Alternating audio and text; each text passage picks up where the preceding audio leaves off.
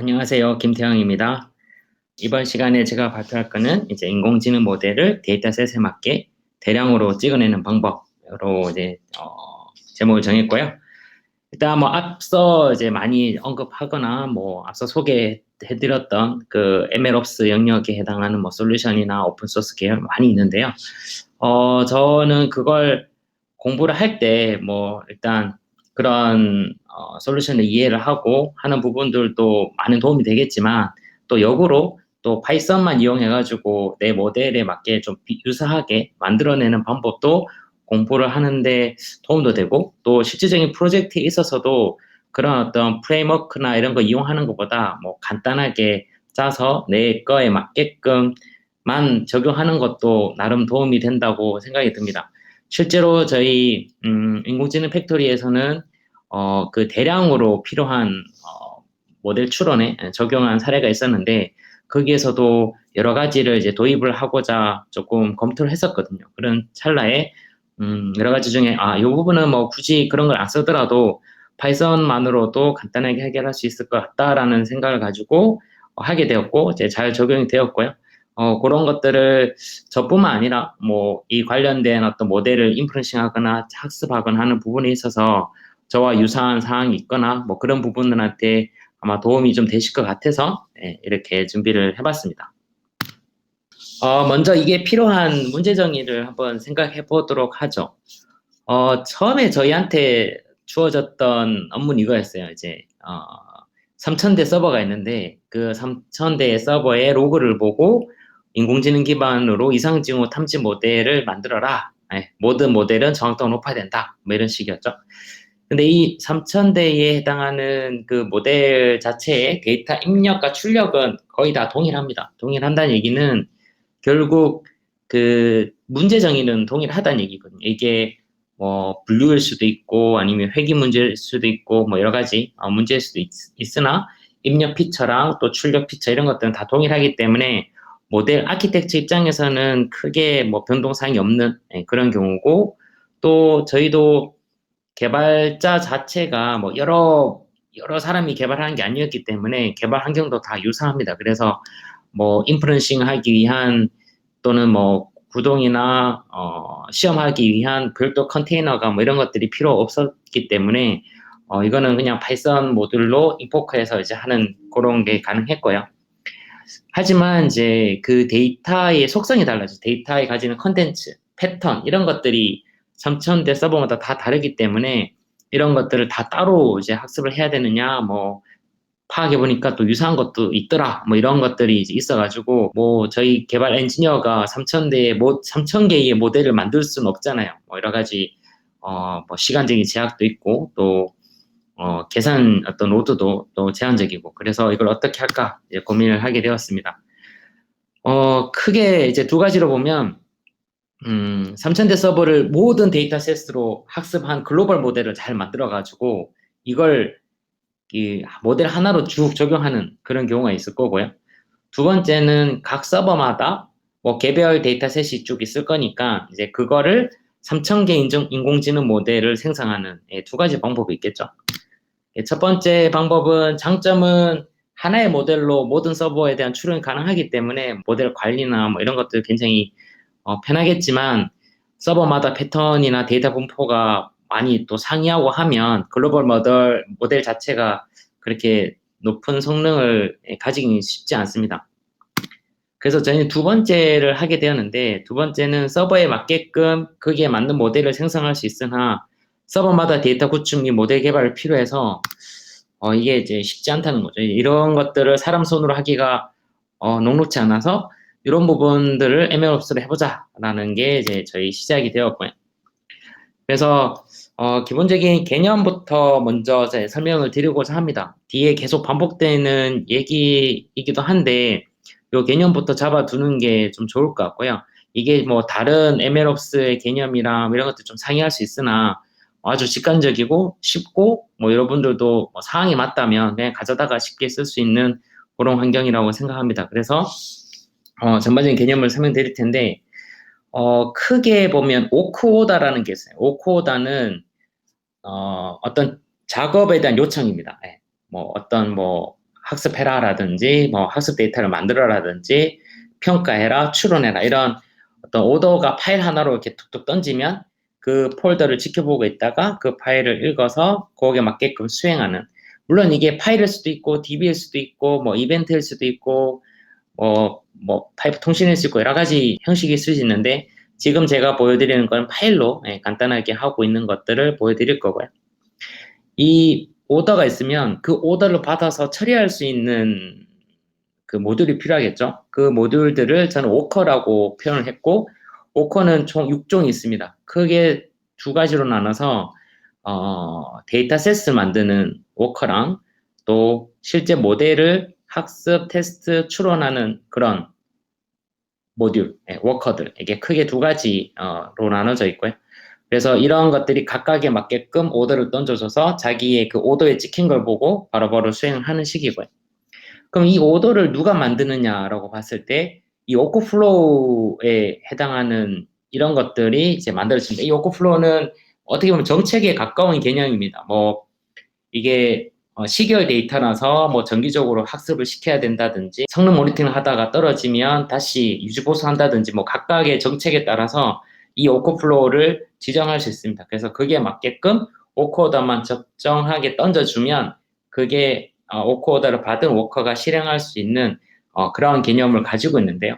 오늘 주로 얘기하는 것들은 이런 워크오더 받아서 워커들 위주로 말씀드릴 거고, 사실 워크플로우는 이 기반이 있다면, 이 프레임워크가 있다면 그거 기반 위에 뭐 자신의 정책에 맞게끔 파이썬으로 간단하게 짜면 되기 때문에 뭐 간단하게 뭐 설명만 이룰 예정입니다. 먼저 이제 데이터셋 구성을 해봤습니다. 이 시험 환경을 만들어야겠죠. 우리가 이런 것들을 어떤 데이터 형식은 같고 컨텐츠가 다른 태스크를 어떻게 만들 거냐 좀 고민한 찰나에 실제 우리가 저희가 적용했던 시스템은 각종 서버에 나오는 로그들이었는데 뭐 그거를 보여드릴 수는 없을 것 같고, 저희가 앱리스트랑 패션 앱리스트 이 두 가지로 해가지고 섞어서 데이터셋들을 총 그 100개를 만들었습니다. 100개를 쭉 만들어가지고 보면 입출력은 동일하나 안에 컨텐츠가 조금씩 다 상이하겠죠. 그래서 어떤 모델에 대해서 학습했다 치더라도 그 다른 데이터셋, 다른 태스크에는 조금씩 안 맞거나 뭐 성능이 떨어지거나 그렇게 아이디어를 짜봤습니다. 그래서 앱리스트가 있고 패션 앱리스트가 있으면 이런 것들을 랜덤에서 이제 조합을 해가지고 하나의 타스크로 지정하고 여기서 일부 트레인, 일부 테스트, 일부 프리딕션 이렇게 정의를 했습니다. 그래서 이제 데이터셋을 총 100개를 만들었죠. 뭐 3,000개, 사실 이제 저희가 받았던 실제로 적용된 건 3,000개 정도인데 시뮬레이션 환경에서는 100개 정도 만들었고요. 이거를 에셋이라는 개념을 뒀는데 에셋 안에 이제 트레인, 테스트, 리얼 해가지고 데이터셋을 안에 넣어뒀습니다. 그리고 아키텍처, 모델, 스코어 이건 뒤에서 조금 설명을 드릴 거고 이제 데이터셋 위주로 먼저 말씀드리고 다른 것도 이어서 설명드리도록 하겠습니다. 그 다음에 ID 체계가 필요한데요. ID 체계는 워커다에도 나오겠지만 이 모든 거를 가지고 다 아이디로 관리를 합니다. 그래서 지금 타스크가 몇 번 타스크라든지 아니면 여기에 훈련 셋이 몇 번 훈련 셋이라든지 평가 셋도 그렇고 아키텍처도 몇 번 아키텍처, 모델도 몇 번 모델 이런 식으로 아이디 체계를 가지고 있는데 이게 훈련 셋 하나에 모델 하나에 시험 셋 하나에 뭐 아키텍처 하나 이렇게 됐다면 아이디 체계는 사실 필요 없으나 이게 만약에 태스크는 동일 태스크 하더라도 훈련 셋이 계속 바뀔 수도 있고요. 또 시간의 진화에 따라서 시험 셋도 갱신이 될 수도 있고 또 아키텍처도 새로운 아키텍처가 오면 계속 추가를 해야 되기 때문에 아키텍처도 또 아이디를 또 계속 증분해서 가져가야 됩니다. 그리고 모델도 동일한 트레인 셋이지만 아키텍처가 다르면 모델도 다른다든지 아니면 동일 아키텍처인데 트레인 셋이 다르면 모델이 사실 웨이트가 다르기 때문에 다른 모델의 아이디를 가지게 되겠죠. 그래서 지금 1대1이 아니라 여러 개로 매핑하기 위해서 이제 아이디 체계를 가지고 있고요. 그리고 워크오더 구성 자체는 워크오더는 저희는 뭐 기본적으로 상태 정의를 하는데 뭐 폴더로 보면 웨이트, 러닝, 서세스, 페일 이렇게 되어 있습니다. 그래서 각 워커들은 웨이트 폴더만 보고 있습니다. 웨이트 폴더가 있다가 워커도 떨어지면 그냥 그거에 해당하는 작업만 수행하고 정상적으로 되면 석세스로 넘기고 뭐 이런 식의 뭐 아주 직관적이고요. 이거를 뭐 파일로 하는 이유도 있는데 어떤 경우에는 파일로 해야 됩니다. 왜냐하면 시스템이 도중에 돌다가 이렇게 뻗었을 경우에 재시작을 하거나 할 때 파일은 그대로 남아져 있거든요. 그래서 운영자가 그 파일을 어떤 상태로 보고 있다든지 뭐 이런 것들을 좀 명시적으로 할 수 있게끔 하기 위해서 이제 파일을 구성을 했고, 사실 그 파일 안에 내용은 없습니다. 0K짜리 파일인데 파일 이름만 이제 아토믹 오퍼레이션으로 만들고 했다고 생각하시면 될 것 같습니다. 그래서 크게 두 가지 앞서 말씀드렸다시피 트레인, 테스트, 프리딕트 하고 이 데이터셋을 만드는 거랑 뒤에는 실제 모델을 학습하고 테스트하고 프리딕트 이 세 가지 총 6종의 워커들이 있고 처음에 세 개를 조금 더 보여드리도록 할게요. 앞에는 이제 데이터 파이프라인이랑 좀 가깝다고 생각하시면 되는데요. 위에 이제 오코더 이런 식으로 던져주는 겁니다. 학습셋을 만들어라. 첫 번째 타스크에 이렇게 만든 거를 트레이닝 1번이라 명하겠다라고 오코더를 그냥 툭 던지면 트레이닝 오코가 지켜보고 있다가 트레인 제너레이터의 파이썬이 이런 어떤 데이터 저장 공간이 있겠죠. 그 데이터 저장 공간에는 인공지능이 학습하기 용이하지 않은 형태로 있겠죠. 뭐 그냥 로우 형태로 있을 텐데 이 데이터 제너레이션 트레인.py가 요 스토리지에서 가져와서 모델에 학습하기 적합한 형태로 TRD 뭐 001 해서 numpy 형태로 이제 툭툭툭 이렇게 떨구는 식입니다. 그래서 이런 이 워커는 학습셋을 이제 떨군다라고 보시면 될 것 같고요. 그래서 트레인 데이터셋에서 아키텍처에도 보면 우리가 모델을 하나 등록할 때 저희 시스템 모델 등록할 때 모델 파일을 세 가지로 나눕니다. 학습용 파일, 테스트용 파일, 프리딕션용 파일 이 세 가지를 나눠서 하나의 아키텍처로 등록을 하는 식입니다. 등록을 하면 저희는 어떻게 구동이 되냐면 트레인 데이터셋에서 아키텍처 트레인에서 모델이 만들어지고요. 두 번째, 시험이 필요하다라고 시험 워코드를 던지면 학습된 모델을 가지고 와서 아키텍처에서 시험 데이터셋으로 스코어가 나오고요. 이 스코어가 이제 우리가 적정 수준, 뭐 50%가 됐든 60% 이상이면 우리가 뭐 개런티 하겠다 이렇게 하면 그 모델에서 이제 사용하게 될 텐데 사용할 때는 아키텍처 프리딕트에서 모델을 가져와서 실제 입력이 나오면 아웃풋 나오는 식으로 그런 식으로 이제 모델이 수행이 됩니다. 그래서 이거는 이제 실제로 저희 쪽에 파일에 저장되는 거를 보시면 이런 학습 관련된 넘피가 이제 아키텍처 트레인 파일을 읽어서 모델이 만들어지고 이 모델이 아키텍처 1번에 테스트 해가지고 뭐 스코어 나오고 뭐 프리딕트 해가 이렇게 쭉 나오는 식입니다. 그래서 이런 것들을 쭉 만들었다 치고 이제 하나하나씩 해보도록 하겠습니다. 앞에까지는 이 전반적인 개념에 대해서 말씀드렸고요. 이게 기존에 하시던 거랑 별반 차이가 없을 건데라고 생각하실 수도 있는데 이 과정을 하나하나로 다 쪼갠 겁니다. 이렇게 다 나눠가지고 다양한 케이스를 만들 수 있게끔 쪼개는 것까지 준비를 한 거고 지금부터 이제 시나리오를 보면서 진행을 해볼게요. 먼저 모델을 하나 만들 때 저희 시스템에 아키텍처를 등록할 때 세 가지 파일을 등록한다고 말씀드렸죠. 그래서 트레인, 테스트, 프리딕트인데요. 예를 들자면 이렇습니다. 아키텍처 1번 아키텍처의 트레인이다라고 하면 어떤 데이터셋을 읽어서 모델을 정의하고 학습을 하고 밸리데이션 셋으로 오버피팅 일어나지 않은 상태의 파일을 저장하도록 뭐 그렇게 지정을 하고요. 실제 시험할 때는 또 읽어서 우리가 평가셋을 가지고 있죠. 평가셋 가지고 테스트한 결과를 찍도록 하고요. 그리고 프리딕트 하면 입력된 걸 가지고 또 추론을 해서 아웃풋에 저장하는 게 프리딕트입니다. 그래서 향후 우리가 이 시스템이 다 있고 데이터셋은 뭐 있다 그러면 이게 세팅됐다고 가정한다면요. 모델 개발자는 이 아키텍처의 파일 3개만 만들어서 이 시스템에 올려두면 알아서 최적화된 어떤 모델을 자동으로 학습하거나 추론하거나 그런 것들이 이제 가능해집니다. 그걸 좀 살펴보도록 하죠.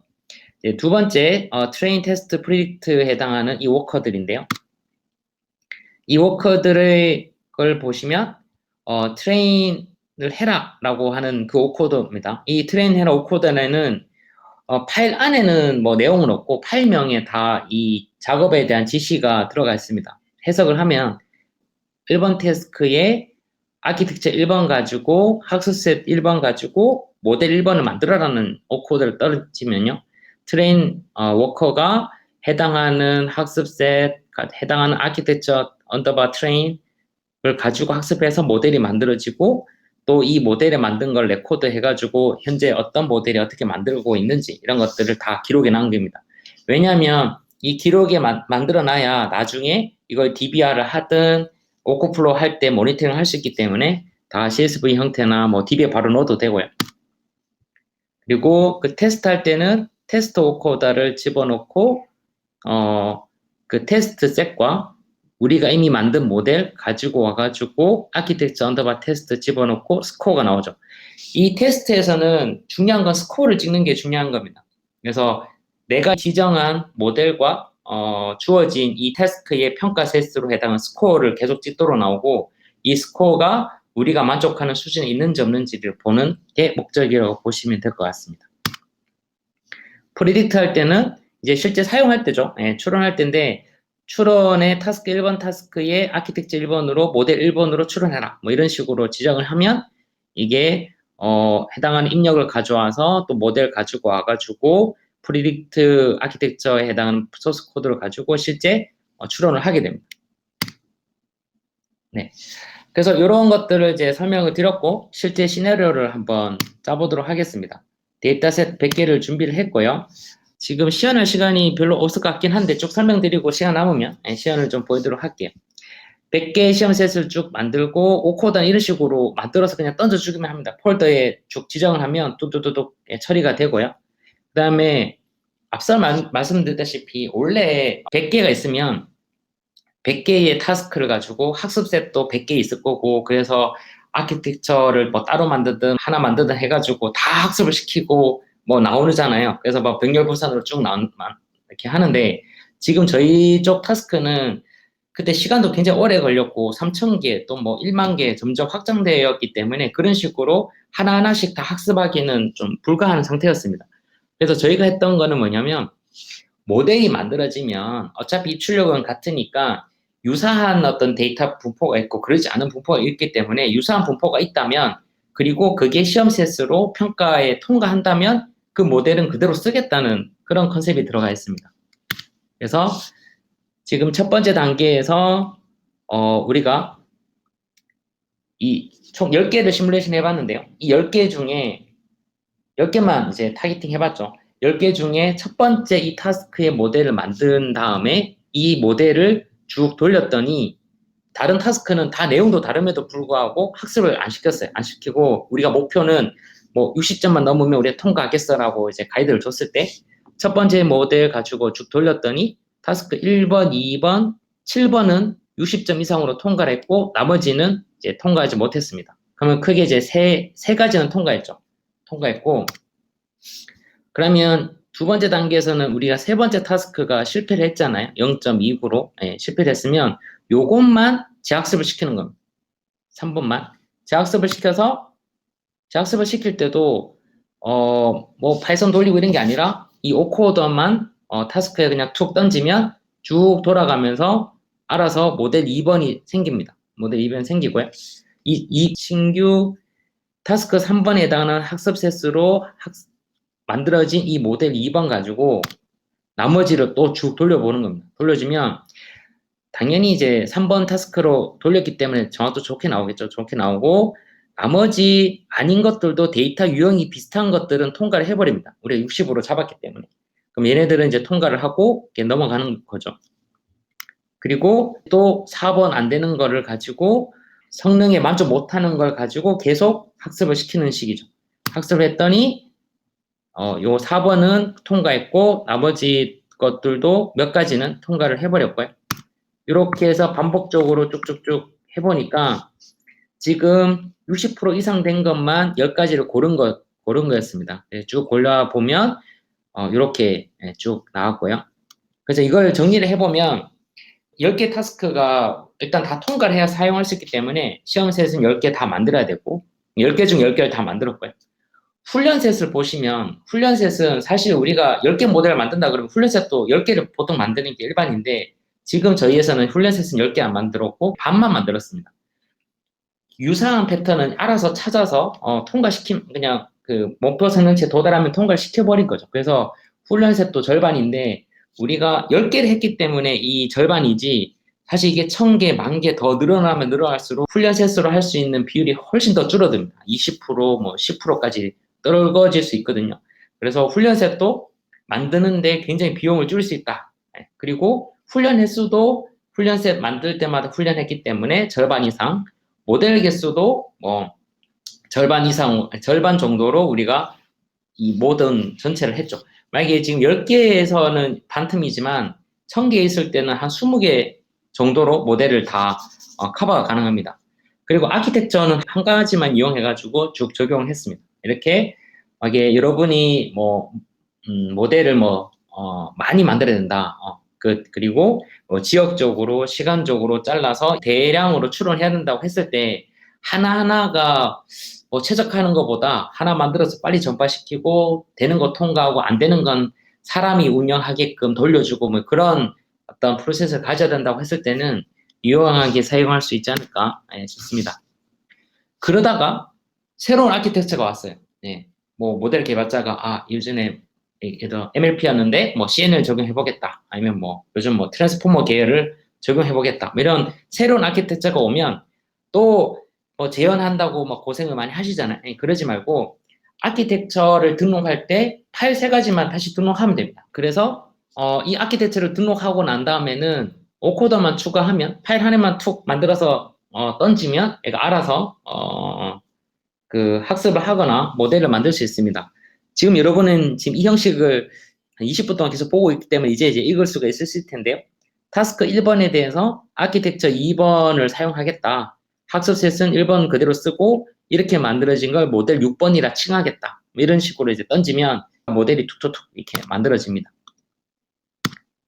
그리고 했더니 아키텍처 2번으로 기존에 했던 걸 다시 재평가를 하는 거죠. 재평가했더니 모델의 성능이 조금씩 향상이 되고 어떤 것들은 기존에 못했는데 통과하는 식으로 이렇게 바뀌기도 하겠죠. 그래서 새로운 아키텍처를 할 때 일일이 다 보는 게 아니라 그냥 등록만 해놓고 시스템에 자동으로 스코어가 찍히고 또 나중에 인프런스 할 때는 이 스코어를 가장 높은 걸 가진 모델만 인프런스 하든지 아니면 앙상블로 모든 걸 추론해서 평균을 내든지 여러 가지 방법으로 사용이 가능합니다. 그리고 이 아키텍처 설계를 할 때 아키텍처 자체가 케라스 튜너를 안에 집어넣는다든지 오토케라스나 이런 것들을 넣어가지고 한두 개쯤은 쭉 돌릴 수 있게끔 자동으로 만들어지기도 하고요. 그래서 지금 조금 정리를 해보면 이렇습니다. 보통 우리가 타스크를 가지고 아웃풋까지 내는 데 있어서 아키텍처 만들고 트레인해서 모델 만들고 시험에서 스코어 나오면 프리딕트 하는 게 기본 과정이라면 이걸 트레인 셋이 2번 그러니까 훈련 셋이 다시 갱신됐어요. 다시 갱신되면 아키텍처를 써서 새로운 모델이 나오고 이 새로운 모델을 기존 테스트를 해가지고 스코어를 계속 찍어나가는 게 중요하고요. 그리고 또 새로운 아키텍처가 개발돼가지고 새로운 걸 좀 해봐야겠는데? 라고 했을 때 아키텍처만 등록하면 저희 시스템 내에서 트레인 1, 2의 결과를 가지고 모델 또 3, 4가 만들어지고 스코어가 알아서 찍혀 나오는 식입니다. 그리고 새로운 타스크가 왔을 때 또 아키텍처를 새로 만들거나 훈련셋을 다시 만들거나 이런 게 아니라 기존에 만들었던 모델을 돌려서 했더니 스코어가 통과해버렸어요. 그러면 그냥 이대로 쓰는 겁니다. 그렇게 하는 이유가 기본 전제가 타스크 1번과 2번이 컨텐츠가 유사하다라고 이제 우리가 인지를 하는 거죠. 근데 이거를 유사하다고 하려면 막 데이터 분석을 하거나 다 해야 되는데 그렇지 않고 그냥 쭉 돌려서 저희가 이 모델에서 유사하면 그냥 어느 정도 통과 성능치 목표를 도달한다고 하면 그대로 사용하는 그런 거라 보시면 될 것 같고요. 그리고 새로운 타스크 3번이 왔는데 저희가 모델을 그대로 썼더니 스코어를 했어요. 근데 이게 도달 안 됐어요. 도달이 안 되면 기존 아키텍처로 새로운 트레인 3번에 대해서 학습을 시키고 모델을 새로 만들어야겠죠. 그래서 모델을 해서 돌려보고 근데 이렇게 해도 안 되면 아키텍처를 새로 개발해가지고 또 이렇게 돌리는 식이죠. 돌리고 이래도 안 되면 이거는 자동으로 하는 게 아니라 그냥 사람이 하도록 유도를 하는 식이겠죠. 이렇게 전파를 쭉 시키는 겁니다. 그래서 이런 시나리오는 여러 가지가 있을 수 있어요. 이 워커가 총 6종이 있는데 데이터셋 만드는 워커들 그리고 모델을 학습, 추론, 또 평가하는 워커들이 있기 때문에 이런 것들을 자유롭게 위에서 관리하기 위한 워크플로우를 만들고 이 워크플로우는 실제 GUI나 DB나 뭐 가축 서버나 플라스크 API나 이런 것들 다 연동이 충분히 가능하기 때문에 이 워크플로우만 잘 연결을 하면 될 것 같고요. 그래서 정리를 해보면 추론 데이터 입력 때도 갱신이 될 거고 시험셋 갱신 시에도 자동으로 이루어지고 훈련셋 갱신 시에도 자동으로 이루어지고 또 새로운 아키텍처 추가 시에도 자동으로 쭉 이루어지는 식이고요. 이때 이제 오코더만 추가를 하면 되는 거고 그 관리 정책은 오코더로 정의를 하면 됩니다. 네, 이 정도로 하고요. 지금 한 3분 정도 남았기 때문에 네. 지금 보시면 왼쪽이 트레인 제너레이터, 학습셋, 시험셋, 프리딕트 이제 데이터셋을 만드는 쪽이고 계속 시간적으로 계속 체크를 하고 있죠. 이게 계속 오코더가 오는지 안 오는지 보고 있고요. 오른쪽도 보시면 오른쪽에도 계속 체크를 하고 있는데요. 계속 체크를 하고 있어요. 오른쪽은 트레인, 테스트, 프리딕트 이렇게 쭉 체크를 하고 있습니다. 이게 저희가 개발한 어떤 그런 소스 코드랑 또 여기 들어가는 그 폴더 체계인데요.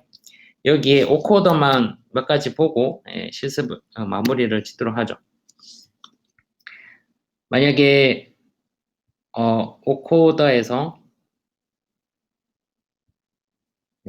여기에 뭐 복잡하게 뭐 있긴 하지만 이거는 다 시스템적으로 자동으로 이루어지는 거고요. 여기에서 이제 우리가 관리를 해야 될 거는 오코더만 관리하면 됩니다. 이 오코더에 만약에 트레인 오코더다, 네, 트레인 오코더다라고 하면 우리가 이미 성공한 걸 몇 개 빼겠습니다. 자, 이렇게 해가지고 이게 오코플로우에서 딱 트레인 오코다 요걸 좀 볼까요? 해보면